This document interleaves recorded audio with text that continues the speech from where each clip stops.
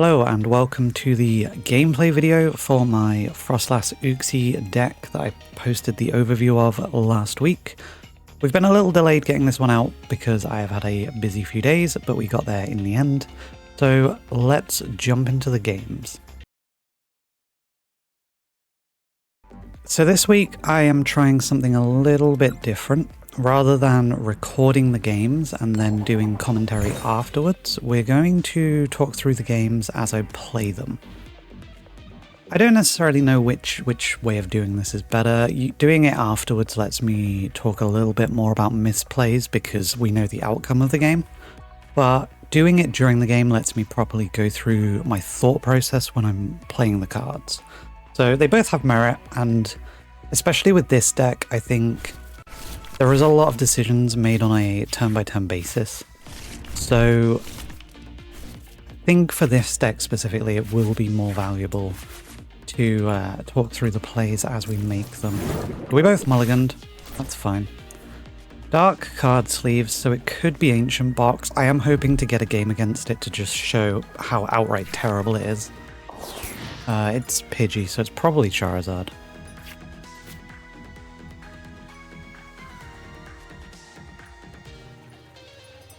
And knowing roughly what is in each kind of deck is quite important for these scenarios. Obviously we are going second, but if we were going first, we'd need to make a good guess at what we're against from just seeing the Pidgey. So possible options, it could be Terrapagos. They do run Pidgeot as well. Some Dragapult builds run it too, but most likely we're gonna see a Charizard here. He's getting rid of a Buddy Poffin, which is potentially meaning he has a lot of stuff in his hand that will be useful. As for going first or second, this deck kind of doesn't mind too much. There's the Charmander, so we know. In real life play, you are usually doing best of 3, so you can choose whichever one if you get the choice in game 1, and then adjust depending on the other decks. Against things like Gardevoir, you might want to go second so that you can go for a TM evolution play to get your Frostlasses online as soon as possible. Whereas against something like Terrapagos, you're going to want to go first to make sure that they can't get an early attack off. So here we're going to go Snow-Run, and then we need to check our hand. We're not likely to get through a lot of these cards this time. We do have a Hyper Aroma in hand. So we're going to go Snow-Run Uxie. And we have a couple of options here. So we're going to play the Arven for sure. We don't want to discard anything from this hand. Well, not discard, but shuffle back anything from this hand. So our options are, we could go Switch and TM Evolution, which lets us get an energy on the Uxie rather than the Snow-Runt, and get both our Frostlasses online. I do like that play. It's a little unfortunate that it's the dark energy though. Our other option, as we have the Hyper Aroma, is to just go for more Poffins. And we could go for the Cleffa, so we could grab a Rescue Board here. We can grab another Snow-Run and a Cleffa. Then Rescue Board into Cleffa. And we may as well play the Pokegear here. We will take an Iono. If we play the Hyper Aroma here, we trade 1 card for 2, which would leave us with 6 in hand, which is not ideal. But if we draw the Frostlasses off of the... I'm going to take 2. We draw the Frostlasses off of the Grasping Draw, it's also not ideal for us. I'm going to take 2 so that we can draw at least 1 card with Grasping Draw. But we have Iono for follow-up, so the main thing we want to do next turn is just evolve all 3 of the Snow-Runts into Froslass, and then Iono everything away. And hopefully he'll go for like a Rotom play here or something, which will make the Iono more valuable for us. He just went straight for Call for Family, so his hand must have nothing going on. That's really good for us. Seeing the Moltres tells us that this is a more structure deck style Charizard deck. We're unlikely to have fully optimized deck lists. This is probably going to have more than the standard amount of energy. So hopefully here we get a Psychic Energy, and we did. That's exactly what we need.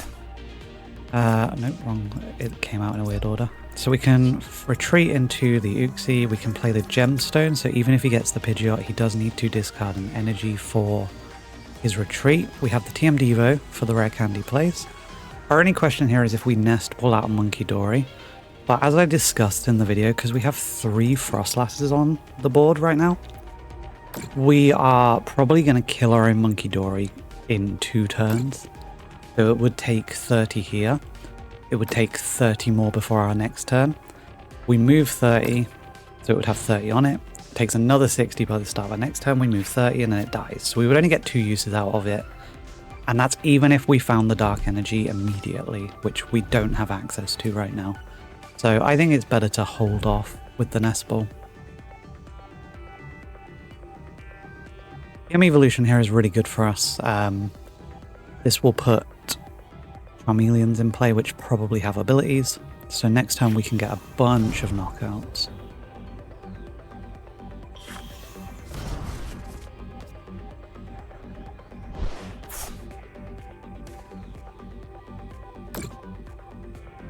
And this is, I don't know, like, because it's not a fully optimized Charizard list, this is obviously a bit easier than your standard matchup. But it does show the deck doing what we want it to do. So, honestly, here we will just Painful Memories. Both Charmeleons and the Moltres are going to die. Oh, yeah, ability, of course. I totally forgot about that. Why it's important to remember what cards do. The Moltres does die, the Charmeleons don't because of their ability. This is something I did talk about in the deck profile as well. Charmeleon's Flare Veil blocks the effects of attacks. So if Uxie was just dealing 20 damage to all benched Pokemon, Charmeleon wouldn't block it. That's the tech that Manaphy has. It blocks damage. But because it's blocking the effect of the attack, and the effect of the attack is to place 2 damage counters, it does block this. Overall, though, it's kind of irrelevant because the Charmeleon will die after this turn anyway. The one thing it did mean is he could get a Charizard into play, so he is going to take a knockout here. We aren't super... Oh, he got 2 in play. Interesting. We're not super bothered about losing our Uxie here because we do have Lana's aid, so we can immediately just start doing it again. Now we need to start thinking about how much damage is on the board. So each Charizard is going to take another 30 now. So they're going to have 110 on each, which is 220. This is another 20 for 230, and then this is another 40, so 270. So Azelf right now can actually kill any of these Charizards.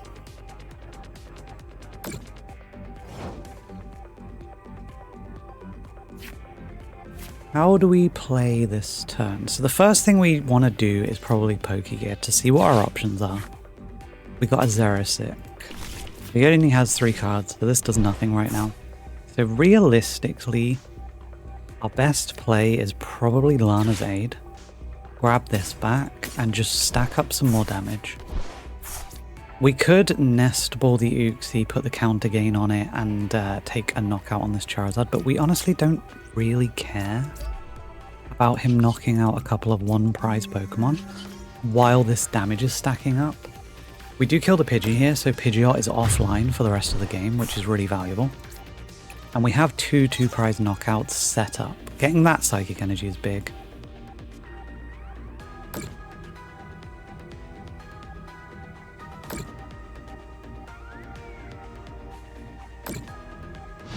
So now we need to start thinking about turn counters.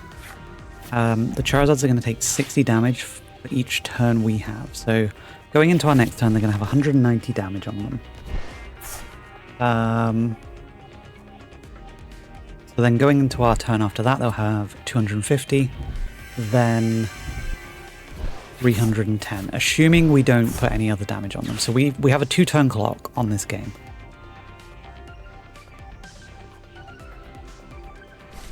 Benching the mana fee changes the maths a little bit though, because mana fee is going to die after his next turn. Another Charizard.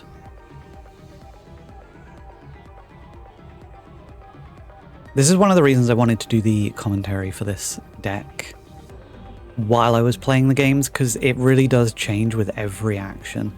Now that he has the extra Charizard there, we're stacking up a lot more damage on the board, so I feel less bad about taking a knockout on the active Charizard. We are not behind, so our counter catchers and our counter gain are offline though.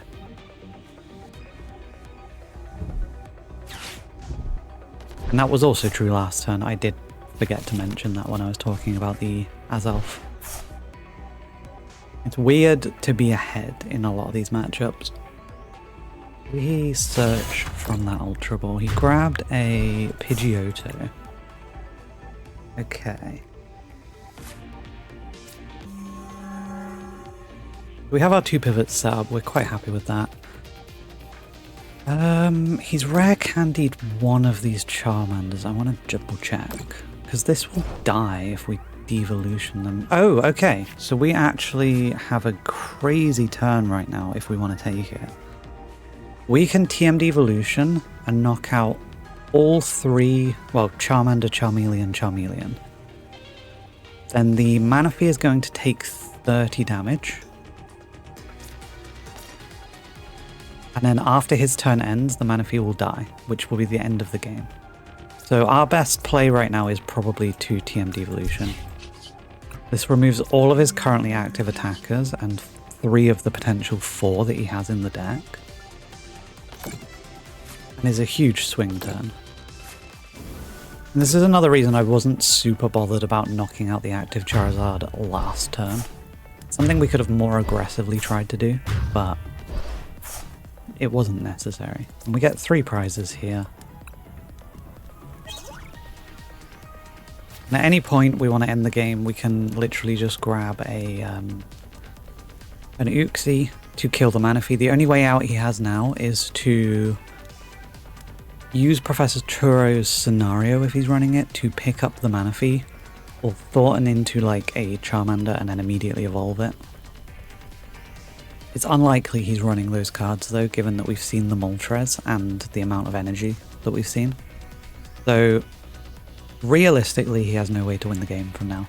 If he did scoop up the mana fee, we would probably need to go for... With this hand, we'd probably go for nest balling out an Uxie and then using Crispin to grab the Dark and another Psychic. And then we could Ultra Ball to grab the Monkey Dory to guarantee us a knockout next turn. Because we'd be able to do 20 with the Azelf and then move 30 with the Monkey Dory onto the Pidgey. If he evolved it, it would delay things another turn.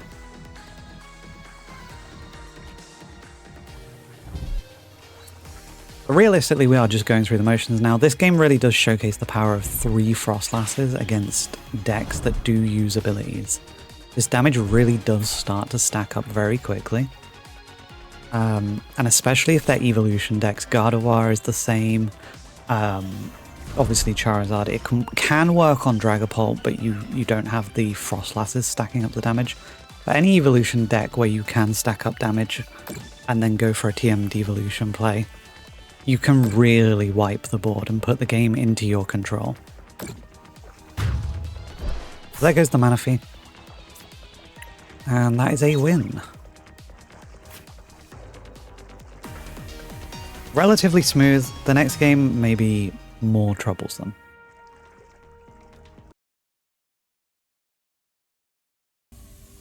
Okay, so our next game, we can draw what clues we can from the beginning. He's using a basic coin. Typically, the people who play a lot and have pet decks will use various card sleeves and coins.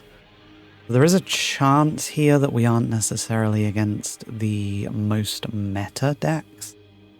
But he could also, like some people try and mind game this even further by not running specific sleeves to try and make the opponent have to work it out, sort of thing.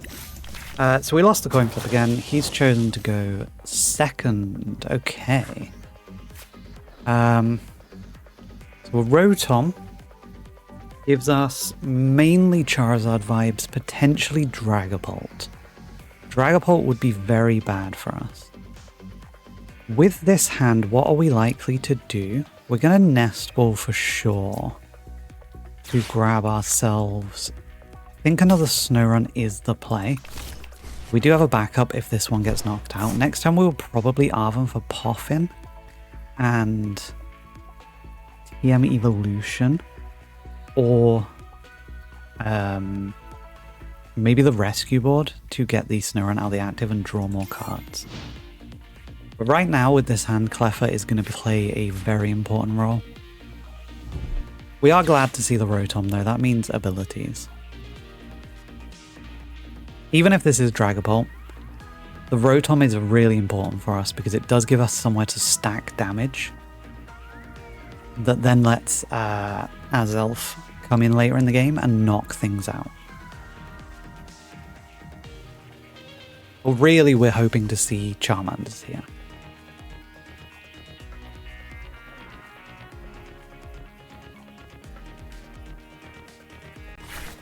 I don't know if you just heard that air freshener go off. Hopefully not. The Pidgey Mimikyu is interesting here. This definitely says to me that we aren't playing against deck that you would see at a tournament. Going for the Lumineon to grab a supporter is great. That gives us 3 ability targets already. Any deck that runs both Lumineon and Rotom are really good for this deck to play against because they are low health as well. So with just 2 Frostlasses online, you're giving the opponent maybe 3 turns before they're giving up 4 prizes. We will send 20 damage on the end of our turn, 20 damage after their turn, so that's 40. Another round is 80. I've done my maths wrong there. 5 pairs of turns with 2 Frostlasses will knock out everything. Instant charge, you're also placing the Forest Seal Stone on. Interesting. Okay, so here we are definitely grabbing the Poffin. We need the Poffin. We're grabbing the Rescue Board most likely and going into a Cleffa play. And I think we will Ultra Ball to grab the second Froslass, probably. We do have the option of Ultra Balling. We do have the option of Ultra Balling to grab the Monkey Dory here. But they haven't really set up anything threatening to us. There's no attackers in sight. So I'm quite happy to Ultra Ball away the Ursaluna, and we can get it later on with a Night Stretcher if we need it. We are going to grab the other Froslass. And then we can go for a 5-draw Cleffa turn, which is really good. And the Mimikyu is meaningless. That will just die in a couple of turns. That's a really bad Cleffa. We did grab the Uxie though, so we do have an attacker.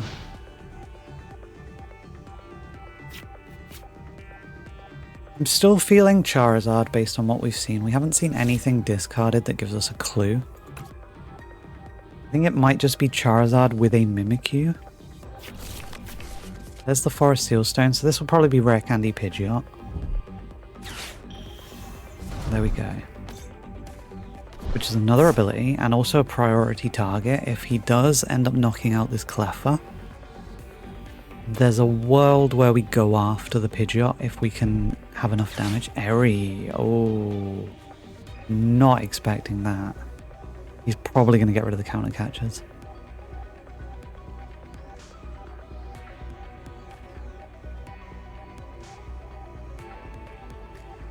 This might be Pidgeot control. The Airy really changes things. If it is, then we really do want to go after that Pidgeot as soon as possible. And we also want to stack more Frostlasses up as quick as we can. Yeah, Wellspring confirms it. This is Pidgeot control. So, Wellspring is a problem. Because that can kill 2 Frostlasses in a turn.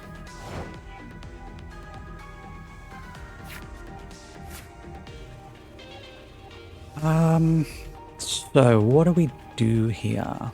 We have no route to get a Azelf attack off. Realistically, I think our best option is probably to Buddy Poffin. We need to prize check here. We rare candied the Pidgeot, actually. We need to bear that in mind for later. So we only have one more Snorunt, one more Froslass. There's the other Froslass. We're missing a Snorunt here, which is kind of bad, but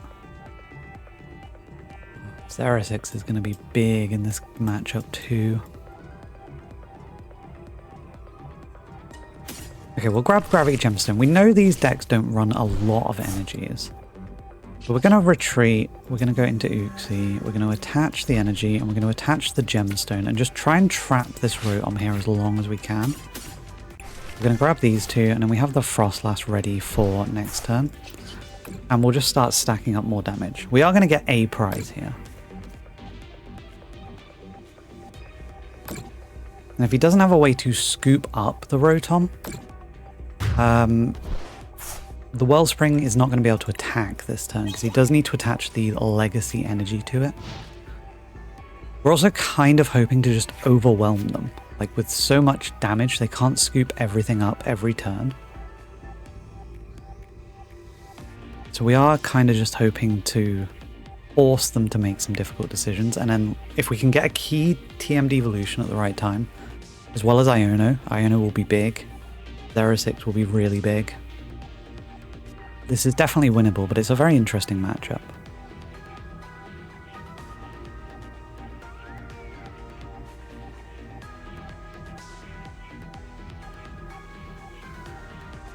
We have activated his counter catchers now. There's really not much we can do about that in this matchup. And thinking back, we were never getting to use ours anyway. Maybe after the Wellspring attack.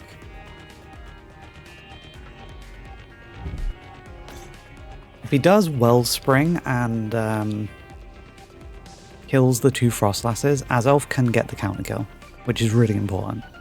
Because Wellspring is one of the biggest problems we have to deal with. Most of the other stall tactics we aren't super bothered about.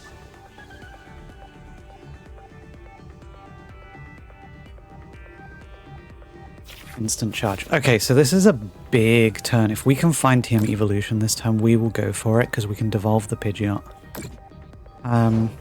We would also need to find the switch.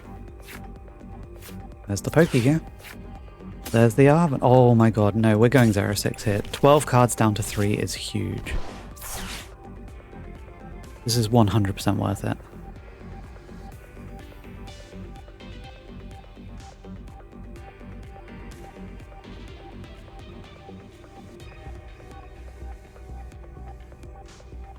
Depending on what's in his hand, this could be devastating for him.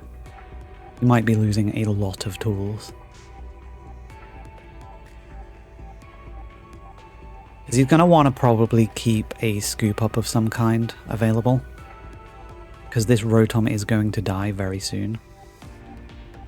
And so is the Lumineon. Yeah, the Lumineon will as well. What did he get rid of? Chiyu's gone. A boss, a Xerosix, a Vacuum. Another Pidgey is big. Fire Energy's gone. The Bravery Charm's gone. Okay. It's a really big deal.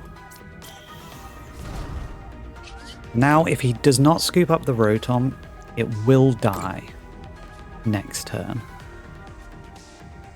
Same with the Lumineon. Both are going to go to 150 here. Then after our turn, the Lumineon will die. And the next Uxie attack will finish off the Rotom. So he's really incentivized to scoop up this Rotom here.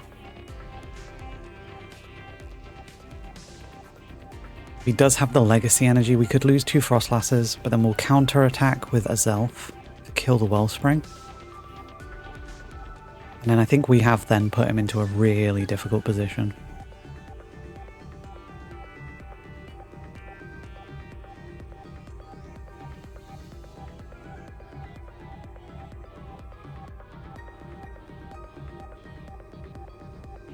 This is a really weird matchup to talk about. Oh, he's just passing. That 0-6 may have won us the game.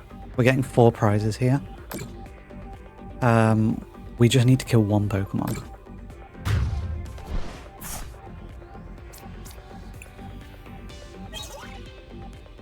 Monkey Dory is not useful right now. Night Stretcher. Also not useful. We'll go for the Pokegear.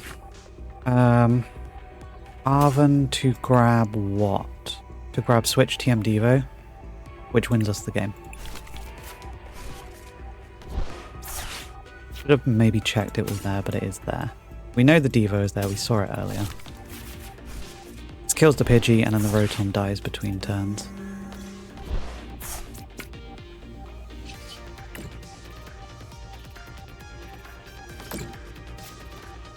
There we go.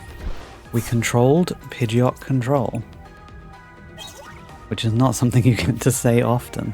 That was a really interesting game.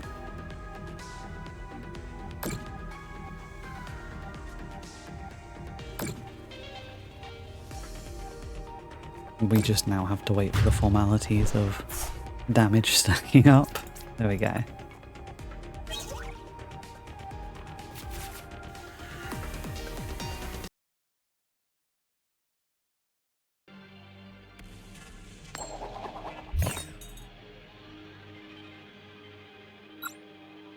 So I'll always choose to go first on TCG Live, mainly because we don't know what we're up against, and there are a lot of decks in the format that do want to go first. Like any evolution deck will prefer to go first generally, because they want to evolve as soon as possible. And also things like Terrapagos are in the game, and Terrapagos can't attack turn 1 going second. Okay, so we max out on Frostlasses against Gardevoir. We want these Curliers to be dying as soon as possible. We're going to rescue board. Think into the Uxie here. And then pop the gemstone on. And then pass.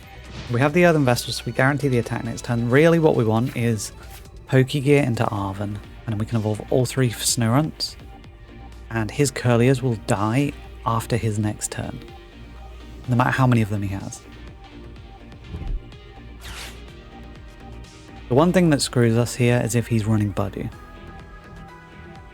he's running Budew, we just lose. But he can't retreat actually, he needs 2 energies to retreat. So Budew plus a switching effect would be devastating. He goes TM Evo into the Curliers though. He will get 1 turn of use out of them. He could get 1 Gardevoir out.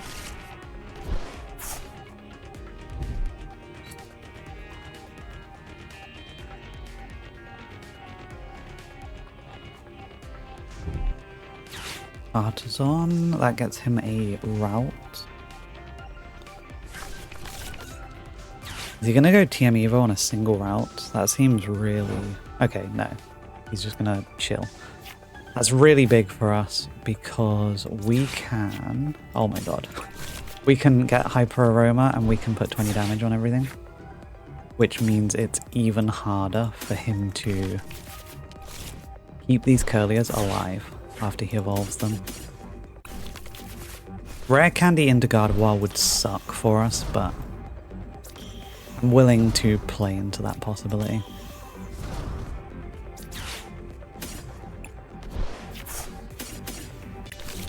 The Monkey Dory can be annoying, but exactly the same as it is with our Monkey Dory. We're going to be putting out too much damage for it to keep itself alive.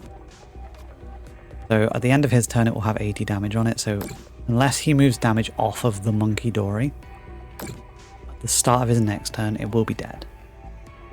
And similarly, both Curliers will die at the end of my next turn as well. So if this is all he's got and he puts a couple of Curliers in play, We actually win the game next turn. We will move damage from something. So that won't happen. And also, you know, Afterzon is a thing. Screamtail's an interesting one because we are going to be putting damage on it. So he doesn't need the Gardevoir to actually make it a viable attacker. We're going to do it for him. 30 onto the Cleffer is fine. We don't care. Take a prize. That's fine. It just means our counter catches are active. We're also threatening the devolution by searching it with Arven. So he's just going for the memory skip. Okay. Yeah, we're threatening the devolution, so it's kind of putting him off of using the Curliers right now, because we could just immediately devolve them, and then the route will die, and he'll be stuck with Curliers in hand. So we Artisan here to grab Monkey. Now his Monkey Dory is nullified by ours.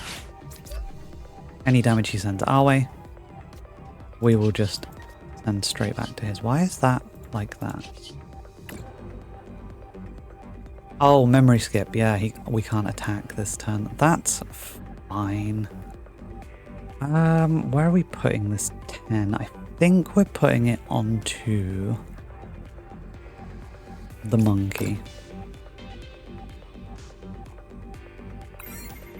Yeah, I forgot about memory skip. That's fine though. He still doesn't have any Curliers, and they still do die before his next turn. All we needed from the Uxie was 20 damage on the route. Radiant Greninja's a great card for us. It's another easy thing for us to kill, especially with 3 Froslass online. And this is his last chance to use his Monkey Dory. So where he puts this damage will be interesting.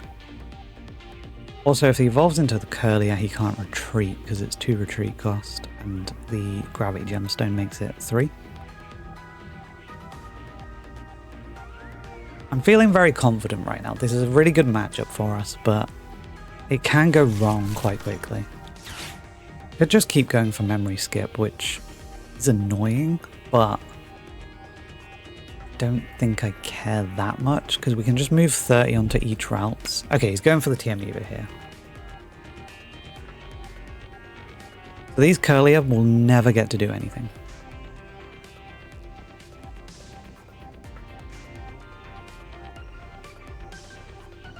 I'll move 20 off the routes, I think, to try and keep it healthy. Nope, he moved it off the Monkey. Okay.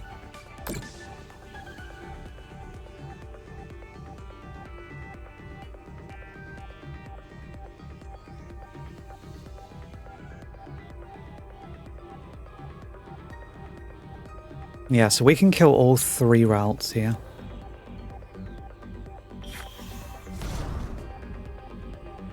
But before our next turn, one Curlier will have 50 on it, one will have 30 on it. Then after our turn, another 30 knocks out one of them, leaves the other one with 20 HP, which Uxie now does. So we move our Monkey Dory damage onto this route, and we leave him with no routes in play. No way to get to Gardevoir next turn. What do we want to grab here? Yeah, I want to grab... We're going to grab Counter Game for sure. I think we'll grab the Counter Catcher, actually. Because he is a prize ahead of us right now. We can Counter Catch it in the Greninja and make his life even more difficult. We're going to move 30 onto the routes so that it will die. We'll move it off of... No, Monkey Dory stays alive another turn if we do this. We'll move it off the Monkey onto that route. We are activating Pheasantipity, which is not ideal, but it's fine. And as we're getting rid of all of the routes, I'm not worried about Gardevoir in this game, so we are going to use Earthen Vessel to get an energy ready on ourselves, and we can attach the next one next turn. The Monkey Dory dies as well. We're taking 4 prize cards this turn, which is huge.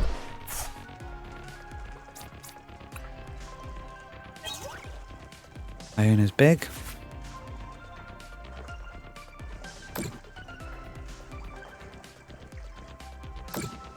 I love when this happens to a Gardevoir. I play against a lot of Gardevoir in real life, and I find it really frustrating to play against because most 2 prize focused decks really struggle against it. One of the reasons I built this in the first place was because I got sick of losing to Gardevoir, so this is just so satisfying for me. The Radiant Greninja will die after our next turn. We can maybe try and go for an Azelf here, but we would need the switch, which we've already discarded, so we're probably just waiting it out here.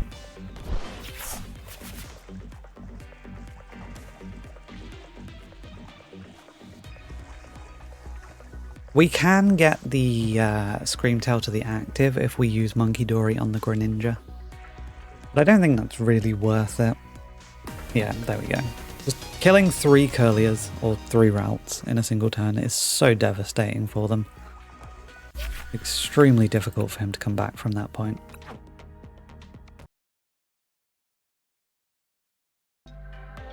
Right, so for the final part of this video, we've headed over to Limitless because I could not find an Ancient Box player on TCG Live.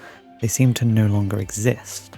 So in the bottom screen you can see here, we have the deck that I've been playing, and in the top half you can sort of see it because it is upside down. This is the most recent Ancient Box list that performed best at the most recent regionals in San Antonio. I've played a fair bit of Ancient Box, so I should be able to pilot it relatively competently, and to be honest, it shouldn't need a lot for me to show what I'm about to show, to be honest. So we'll do the coin flip. Heads, so bottom screen gets to choose, which is me, so I would choose to go first if we were playing on live and I don't know what the matchup is. We open a Snorunt, and the Ancient player opens with a... It's gonna have to be the Koraidon most likely. So turn 1, we would immediately see the Koraidon on the other side of the field and go, oh no. So we need to get a Uxie online as soon as possible to try and start doing some damage to the things that are there. Snowrunts are largely meaningless in this matchup outside of Monkey Dory, so I would even go so far as to not bother benching another one. We already have one, we have a Froslass in hand. It is probably worth benching the Monkey here, and you could Pokegear, but it's kind of iffy. If we wait till next turn, we'll be 1 card deeper in the deck. So in theory, we are more likely to find the support we need. But if this got like Iono'd away or something, it would feel bad. And then we just pass turn there, to be honest. So then Ancient Box player, obviously we have Radiant Greninja gets benched.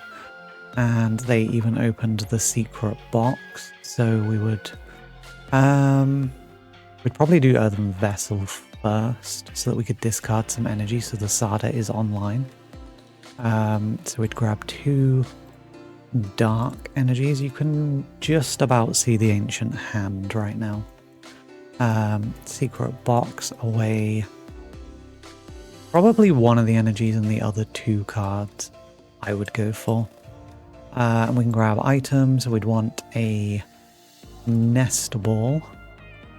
Supporter would be Sada, obviously. A tool is a booster capsule, and stadium is Pokestop. So we can drop the Pokestop down, Nest Ball out a Roaring Moon. Maybe we should have discarded the other energy. It's tough to say. And then we will discard the top 3 for the Pokestop. 1, 2, 3. And we hit Ultra Ball.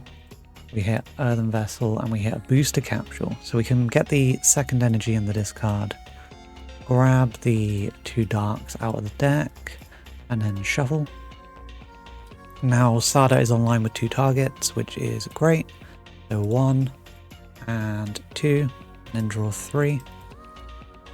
There's another Nest Ball, so we can grab another Roaring Moon. Ooh, actually no, even better. Let's not grab the Roaring Moon. We can grab the Petulant, which does have an ability, but in this situation we can literally attach for turn on the Roaring Moon, get it into the active. It does become poisoned, so we will pop a marker on it.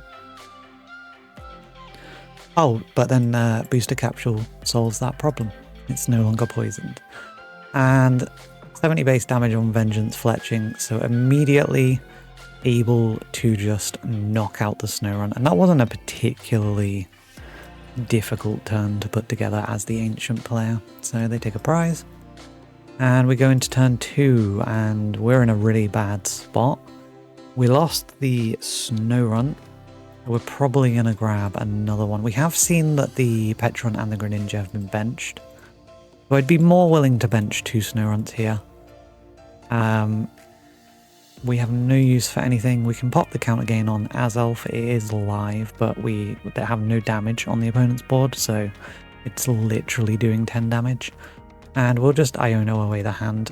Iono is probably one of our only win conditions against Ancient Box, because we can potentially get rid of the Sardas.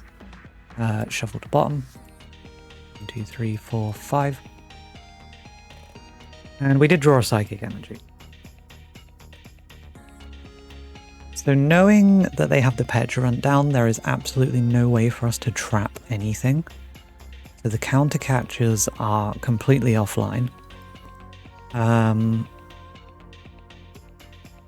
We had to attach for turn to the Uxie, so we can't do any Monkey Dory shenanigans, and there's no damage to do it with. So realistically, we are just going to Painful Memories, doing 20 damage to each of the opponent's Pokemon, and passing turn. Ancient, with this hand, like honestly, they don't need much. It does kind of hurt them that they had to get rid of the Sardas, but they have an attacker online already who is going to take a knockout. So I'd probably go Explorer's Guidance here, which is view top 6. Choose 2 of them. Counter Catcher is probably never going to be online.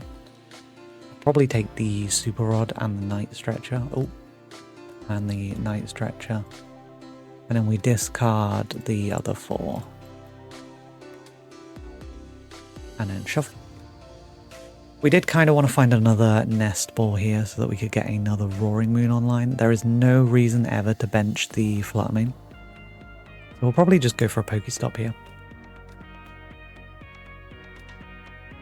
And we did get rid of a Roaring Moon, so we can Night Stretcher to bring him back. Get him on the bench, attach an energy, and now as soon as the active Roaring Moon does die, we are in a position to immediately have another attacker online with just a Sarda. This is crazy good. We didn't get any energy, which does kind of suck. We can't go Ninja right now. But we would just Vengeance Fletching for another knockout. On our side of the field now, we are in trouble.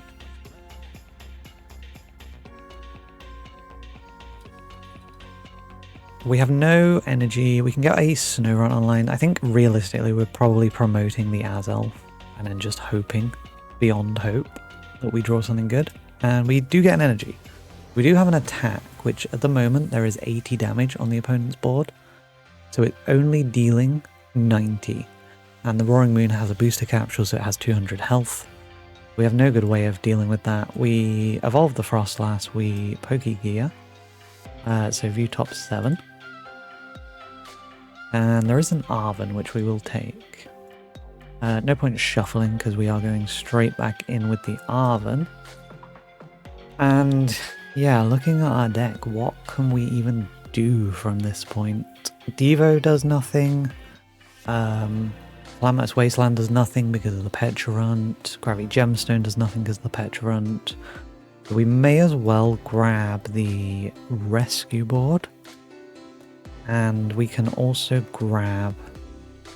Ursaluna could be useful at some point, so a Nest Ball is not a terrible shout. We have no damage on Monkey Dory, so we can't do anything with that. Yeah, honestly, we would probably much rather have got another Uxie attack in this turn, but we weren't left with a ton of choice. So we would go for the Neurokinesis here and deal 90. 1, 2, 3, 4, 5, 6, 7, 8, 9. So this is half of the Roaring Moon's health gone. And then next turn, ideally, we would counter capture another one up so that we've always got this 110 damage on the board to fuel Azelf's attack. But Azelf is never living. So going into turn 3 for the Ancient player, they draw a energy, which we can concealed cards away to draw 2 more. Hey look, there's a Sada. We would like 1 more energy and another Roaring Moon for this. So we will go for the Pokestop first. And we get a Nest Ball and an Earthen Vessel, which is absolutely ideal. We did miss the extra energy, which does suck. But I mean, embarrassment of riches at this point. We can bench the last Roaring Moon. While we're searching, we do have 2 energies in deck actually, so we could go for Earthen Vessel on the Flutter Mane that we're never using to grab 2 more energies. And I'd probably even hold the Sardas at this point. Just attach for turn and then kill Azelf. What do we even promote? I guess the Monkey Dory. We have the rescue board. Oh yeah, these should also be taking prizes. So draw for turn 4, we draw an Arven. Oh, and also the damage between turns. So after our turn, 1 damage, and then after their turn, 1 damage on the Petrarun and the Greninja, and also on our Monkey Dory. Harder to remember when it's not automated. What are our options here? We can attach the Dark Energy and move 20 damage, but then we are not attacking, which seems bad.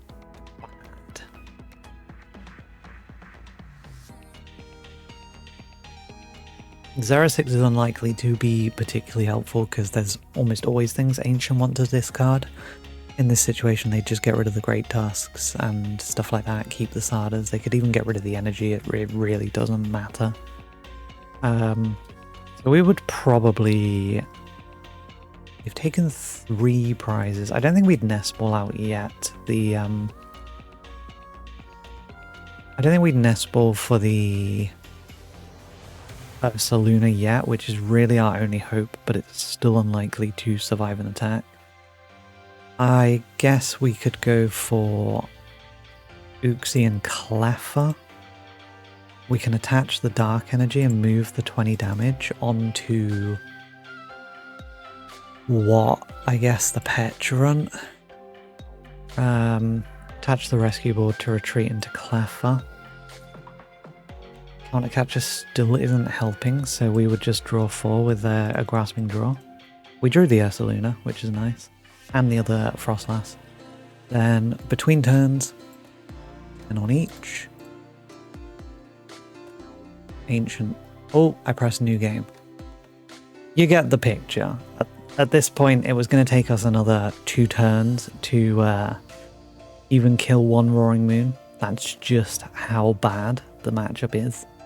And I did think it was important to show, because while the games I recorded earlier on had a lot of interesting back and forth play, there are matchups like this where you just cannot do anything. Which comes with a lot of decks, to be fair. Like Charizard sucks into a grass deck, and Miraidon really struggles with Iron Thorns decks. It's a part of the game. But that will be the last game in this video. Apologies, this last portion was a bit put together shoddily, but I couldn't find any Ancient players. So I hope you enjoyed taking a look at the deck in action. It's a very interesting but very technical deck to play. It definitely stresses some of the important skills in the Pokemon TCG, so even if you didn't play this as your main deck at locals or anything like that, it is a deck I would encourage you to try out and see if you can get the hang of, because it teaches you a lot about calculating the odds of different things happening during the game and coming back from behind, not being afraid to give up certain resources for advantages later on in the game. Things like that are also helpful in playing other decks. Next week we'll be taking a look at something a bit different. I have started working on the next profile, But until then, I will see you in the next video.